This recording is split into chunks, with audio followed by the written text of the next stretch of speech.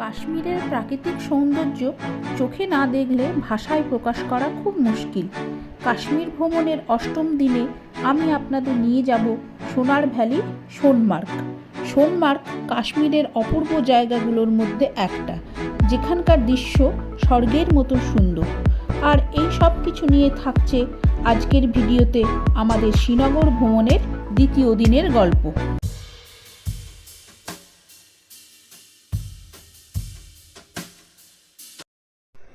হরে Krishna, good morning. সবাই কেমন আছেন? সুতপা সারনার একটি ব্লগে আপনাদেরকে স্বাগত জানাই। তো আজকে আমরা রেডি হয়ে বেরিয়ে পড়েছি। আজকে আমরা যাব সোনমার্গ।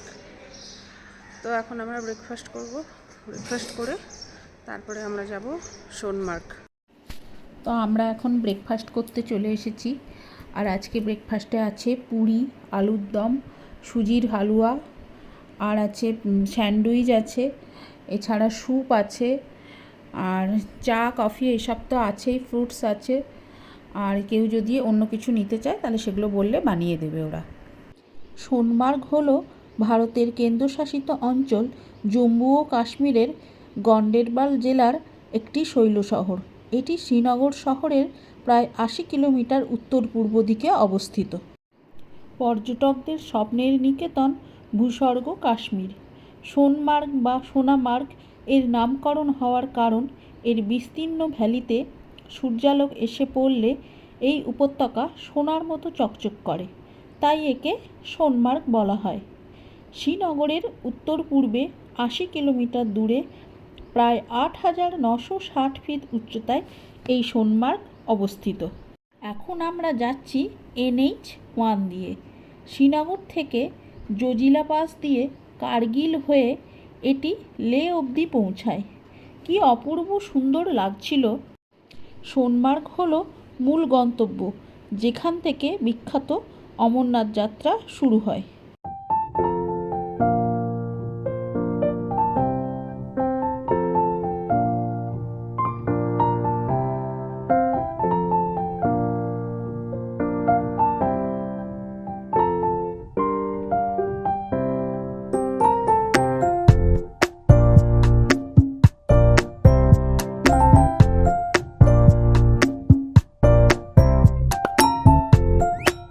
এপ্রিল মে মাসে সোনমার্গ তার রূপের ডালি উজাড় করে দেয় পর্যটকদের কাছে। শ্রীনগর থেকে সোনমার্গ যাওয়ার পথে পুরো পথটাতেই আপনার সাথে থাকবে দামাল সিন্ধু নদ, চারপাশে পাহাড় আর সোনালি ঘাসে ঢাকা সোনমার্গ। সোনমার্গ ভ্রমণের উপযুক্ত সময় মার্চ থেকে নভেম্বর। এটি সবচেয়ে বেশি আকর্ষণীয় রূপ নেয় এপ্রিল মে মাসে।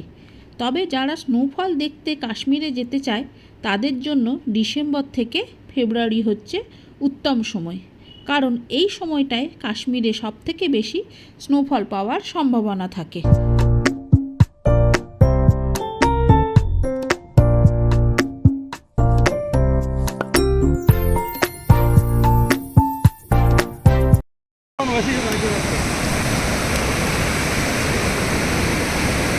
আমরা এখন প্রায় সোনমার্গের কাছে পৌঁছে গেছি। যাওয়ার পথে এই জায়গাটায় এখন দাঁড়িয়েছি। পিছনে পুরো বরফের চাই, আর এর নিচ দিয়ে বয়ে গেছে নদী।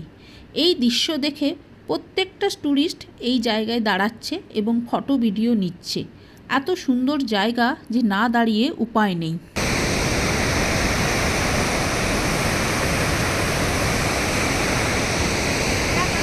তো আমরা আবার গাড়িতে চেপে গেলাম। আমরা যাচ্ছি সোনমার্গের দিকে। আমরা প্রায় সোনমার্গের কাছাকাছি চলে এসেছি।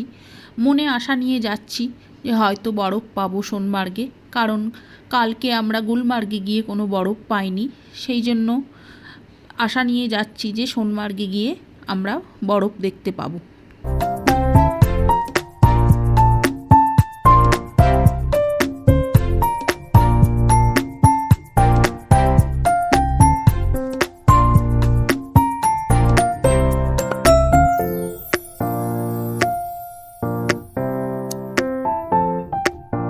আমরা প্রায় 2 ঘন্টা পর সোনমার্গে এসে পৌঁছালাম। সোনমার্গে এসে আমরা কোনো বরফ দেখতে পেলাম না, দেখে আমাদের মনটা খুব খারাপ হয়ে গেল। তো সোনমার্গে ঘোরার দুটো জায়গা আছে।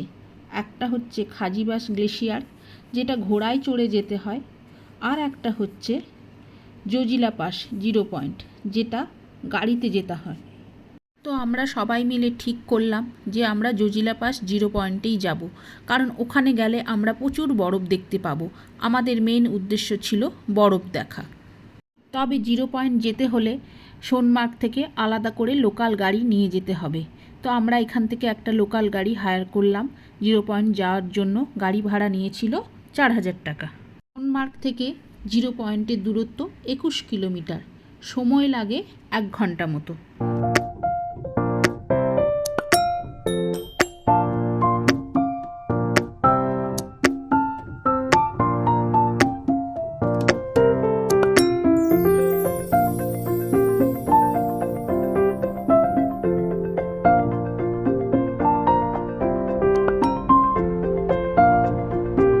অপূর্ব সুন্দর দৃশ্য দেখে মন প্রাণ একদম ভরে গেল।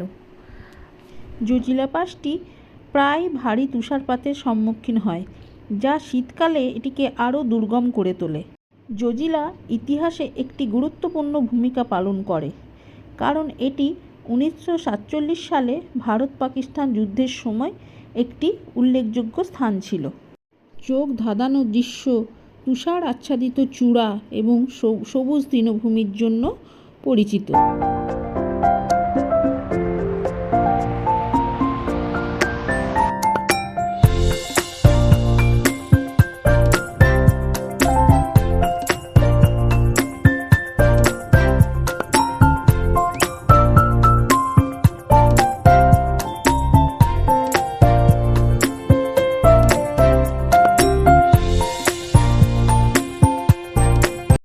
জজিলা হিমালয়ের একটি উচ্চ পর্বত গিরিপথ। এটি ভারতের কেন্দ্রশাসিত অঞ্চল লাদাখের কার্গিল জেলায় অবস্থিত। এটি রাজ্যের দুটি অঞ্চল, যেমন কাশ্মীর অঞ্চল এবং লাদাখ অঞ্চলকে সংযুক্ত করার জন্য একটি গুরুত্বপূর্ণ রাস্তা হিসাবে কাজ করে। এটিকে লাদাখ অঞ্চলের প্রবেশদ্বারও বলা হয়।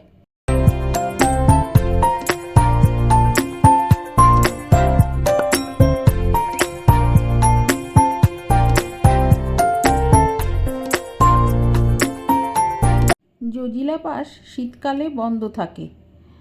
তীব্র তুষারপাতের কারণে এটা সিল করা থাকে সেই সময়, এবং বসন্ত ঋতুর শেষ ভাগে খোলে। জজিলা পাসে পৌঁছানোর পর বিশাল হিমালয় পর্বতমালার অসাধারণ দৃশ্য দেখতে পাওয়া যায়। জজিলা পাস এই এলাকার সবচেয়ে ঝুঁকিপূর্ণ পাস হিসাবে পরিমাপ করা হয়।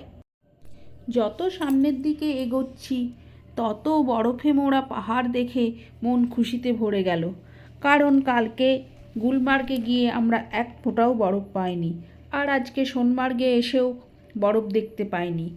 যে কারণে আমরা জজিলা পাস 0 পয়েন্টে এলাম বরফের জন্য। এই জজিলা পাস 0 পয়েন্টে সারা বছরই বরফ থাকে। তো যেই বরফ দেখার জন্য আমরা এই 0 পয়েন্টে এলাম, সেই বরফ দেখে মন খুশিতে ভরে গেল। কাশ্মীর ট্যুরে এসে বরফ না দেখেই বাড়ি ফিরে যাব, সেটা কি করে হয়? তাই এই জজিলা পাসে এসে বরফ পেয়ে খুব খুশি হলাম আমরা। তবে হ্যাঁ, শীতকালে যেমন চারিদিক পুরো বরফের চাদরে মোড়া থাকে, সেই রকম বরফ পাইনি হয়তো, কিন্তু যেটুকু পেয়েছি তা আমাদের জন্য যথেষ্ট।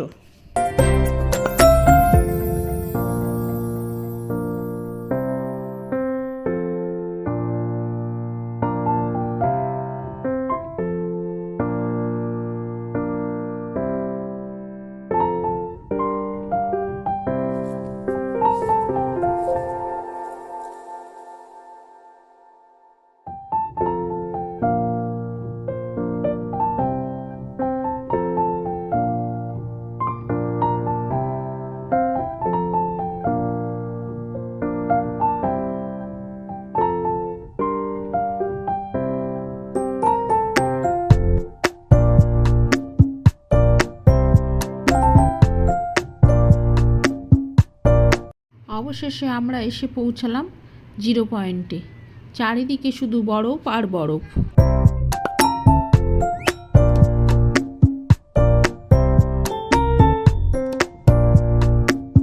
এই মে মাসে যদি এখানে এত বরফ হয় তাহলে আপনারা বুঝতেই পাচ্ছেন ডিসেম্বর জানুয়ারি মাসে এইখানটা দেখতে কত সুন্দর লাগবে। চারিদিকে শুধু বরফ আর বরফ।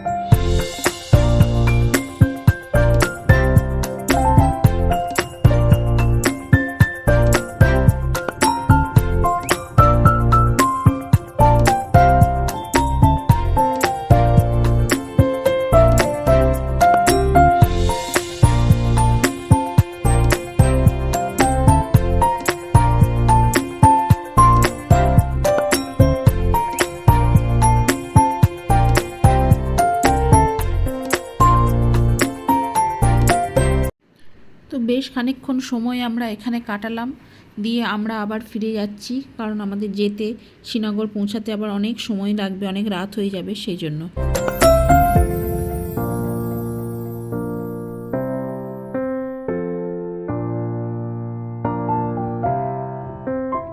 তো কালকে গুলমার্গ গিয়ে যতটাই মন খারাপ হয়ে গেছিলো বরফ না পেয়ে, তো আজকে সোনমার্গের জজিলা পাশে এসে মন ততটাই আনন্দে ভরে উঠল বরফ পেয়ে।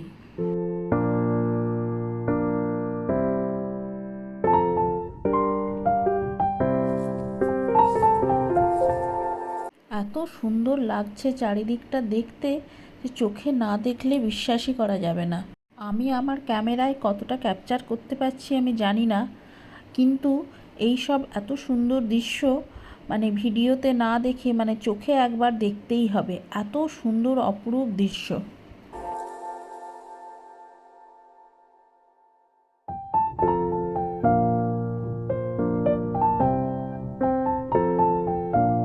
এখন আমরা যাচ্ছি সোনমার্গের লোকাল ট্যাক্সি স্ট্যান্ডে আমাদের গাড়ি রাখা আছে, ওইখান থেকে আমরা আমাদের গাড়িতে করে তারপরে যাব শ্রীনগর। পৌঁছাতে হয়তো আমাদের সন্ধে হয়ে যাবে। শ্রীনগর পৌঁছে আজকে আমরা থাকব ডাল লেকের হাউস বোটে, আর কাল সকালে আমরা করব ডাল লেকে শিকারা রাইড। তো এর পরের ভিডিওতে আপনাদের সাথে শেয়ার করব আমাদের ডাল লেক ভ্রমণের অভিজ্ঞতা। আর আমাদের সোনমার্গ ভ্রমণ আপনাদের কেমন লাগলো সেটা অবশ্যই জানাবেন। আমরা তো খুব মজা করেছি, কত সুন্দর সুন্দর প্রাকৃতিক সৌন্দর্য উপভোগ করলাম, আর তার সাথে সাথে আপনাদেরকেও দেখালাম। আপনারাও নিশ্চয়ই খুব মজা করেছেন, খুব আনন্দ সহকারে দেখেছেন আমার ভিডিওটা। তো আমার ভিডিওটা কেমন লাগলো সেটা অবশ্যই কমেন্ট বক্সে আমাকে লিখে জানাবেন। আর যদি ভিডিওটা ভালো লেগে থাকে লাইক শেয়ার সাবস্ক্রাইব করবেন।